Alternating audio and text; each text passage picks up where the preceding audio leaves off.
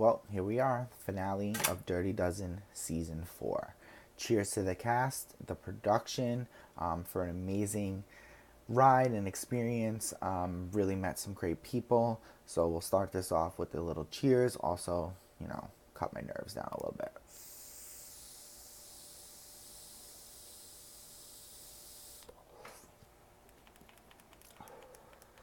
That's running out. Okay. So, I'm going to try to keep this as short as possible. There is a lot of stuff that I need to say, as my game hasn't been so transparent as people like to think that it could be. So I really want to show you all sides of where I was thinking, what I was thinking, why I was thinking it. So we'll start off with prior to even cast announcement. When I was selected to play this game, I knew I had to do some reflection from within. The previous games I've played, I haven't placed higher than 10th, and obviously I wasn't doing something right. So I really reevaluated and came up with the conclusion that I play too hard too soon, and it always comes back to bite me in the ass. So I'm always that guy to try to win comps right off the bat, being very, very social, trying to put strategic elements together, and coming off as that guy who's playing too hard too soon.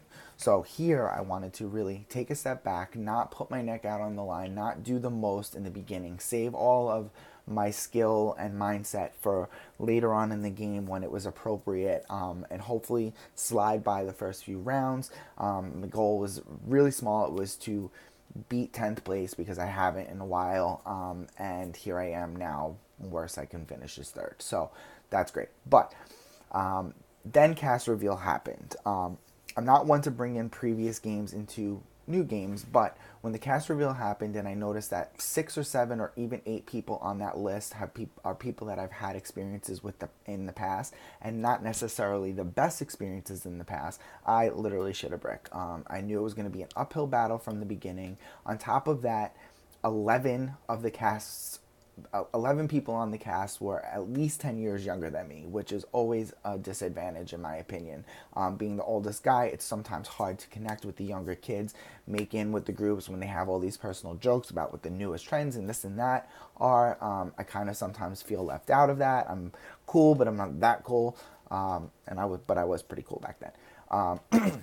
So once I saw the cast reveal, I knew that strategy of laying under the radar and not being that guy to put myself out there, that had to go right out the window. I was playing with people like Luis, who I snaked in the past. I was playing with Sean, who had a huge falling out over ecstasy about 9 or 10 months ago.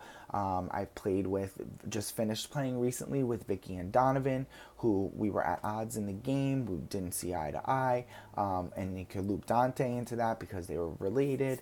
Noah and Chris I played minis with. I played with Elise. So there was just so many connections that I figured, oh my God, I'm not going to be able to pull this off laying under the radar, because people already know how I play. So I had to throw that right out under the window when we came to the first HOH. At the save, when we were saving people to actually make it into the game, Dina and I had a connection right off the bat. We came up with a plan for her to save me to save Sean to save her, so that all three of us would end up being safe. It was such a whim decision right in the beginning, but it ended up being the best decision I made in this whole game, as they were my two closest allies from start to finish. So with that, going into the first HOH, Sean and I did collaborate. Sean was able to give me his numbers and Chris's numbers, but there was still 12 other people's numbers that I did not know, so I took a chance and I made a path that I thought people would try to avoid, and it ended up working. The reason why I needed to win that HOH right off the bat was I needed to be able to solidify numbers around me, gain protection, promise people that I would keep them safe, follow through with my word, in hopes in return that they would do the same onto me later on in the road. So winning was huge that first round, and I think had I not, this game would have been completely different. I also had issues in the beginning of the game, family, personal issues that caused my social game to kind of slack. So all of those bonds were forming around me. So that win was super, super crucial at that moment. It also gave leverage to start a bigger group. Within those three of me, Sean, and Dina, we decided together who we liked and who would fit into the mold of what we wanted to form, which was a majority alliance of 6. It wasn't majority at the time, but we knew if we kept it under wraps for rounds, a couple of rounds, we would definitely have the majority, and that's exactly what ended up happening.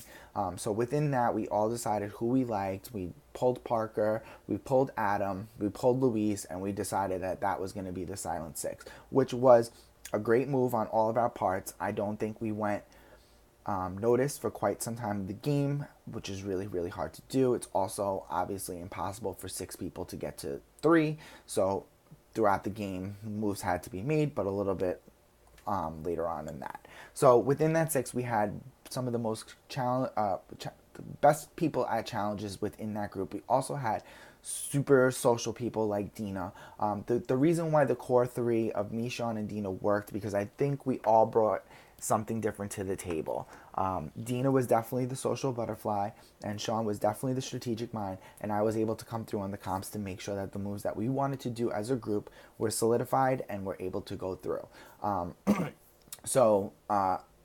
But as time went on, I was able to see people's flaws and what people lacked in and this and that. So with Sean being someone who I now love, thank you to this game, I can see that he, has a short temper. He's not quick. He's quick to speak what's on his mind. He's definitely not afraid to make himself a target, which is all the things that described me in previous games. So for me, he was like a shield to me. So I knew that if me and him ended up on the block, people would be more likely to vote him out, because it was talked about how he was campaigning for jury votes by keeping up with Vicky and Noah when we knew that they were going to be voted out.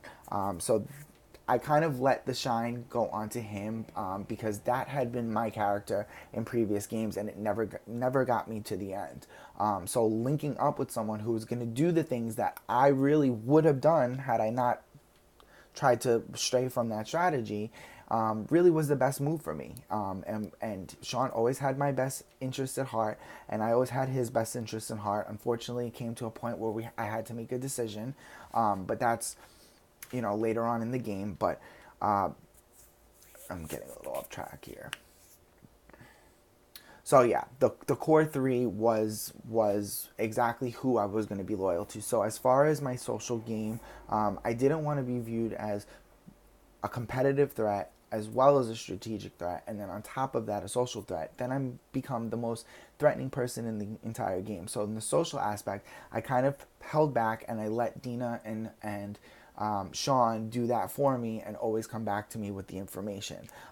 Do I think there was opportunity for me to be more social with some people? Absolutely. And to those people that I didn't really get to know that well, I'm sorry. It's just the way my game shook out this game. Like I said, I couldn't, and I didn't also want to be lying to a lot of people. So by not having the intense social connections and being on calls all night long when I knew at the end of the day we weren't going to be working together, I think it benefited me, because I was able to be honest with Noah and Vicky when I was sending them out, and Luis as well when we kind of had no choice and the power was going to be used. But through my social game with Dina and Sean, I was aware of everything that was going on in the game. I was aware that when it was live night and Parker went home, that my name was being tossed around as the replacement nominee to send me home. So that's why the round after I kept putting into Sean's head, with Luis, and then the Adam round, I knew Adam was the last remaining player who would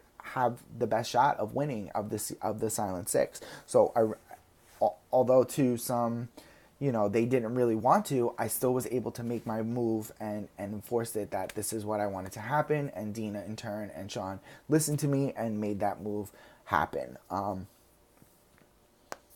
Cutting Sean was strictly strategic. I knew Sean, although he may have pissed a lot of people off, I know that people aren't as bitter as we always think they're going to be, and Sean's game was pretty impeccable. He had one of the better social games. He was strategic. He made big moves. So yeah, he might have pissed people off, but I mean, as a jury member for myself, I would have respected that and given him my vote.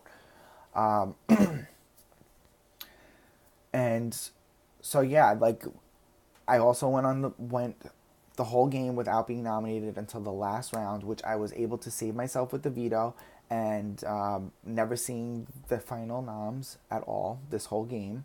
So I'm really proud with the way I played. I didn't want to go into too much detail because I want to allow you guys to ask questions. But I hope you really do consider my game. I have the most comp wins.